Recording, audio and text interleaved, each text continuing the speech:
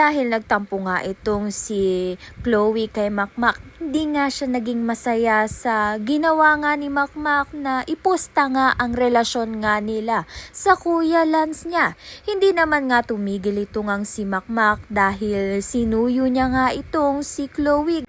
Naglagay nga itong si Makmak ng pizza cart nga sa harap ng Guerrero Gym at nakita nga iyon nito ni Chloe. Kaya naman nga umatras na nga ba kaya ang tampuhan nga nito ni Chloe at ni Makmak, at muli nga bang makuha ni Makmak ang kiliti nga nito ni Chloe.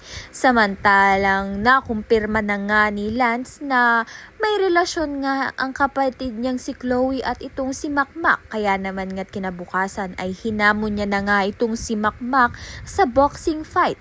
Tuloy na nga ba kaya ang boxing fight nga nila nito ni Makmak, at nagkaroon pa nga sila ng pustahan na kapag nga nanalo nga itong si Lance ay lalayuan na nga ni Makmak itong ang kapatid ni Lance na si Chloe at hihiwalayan na nga ni Makmak.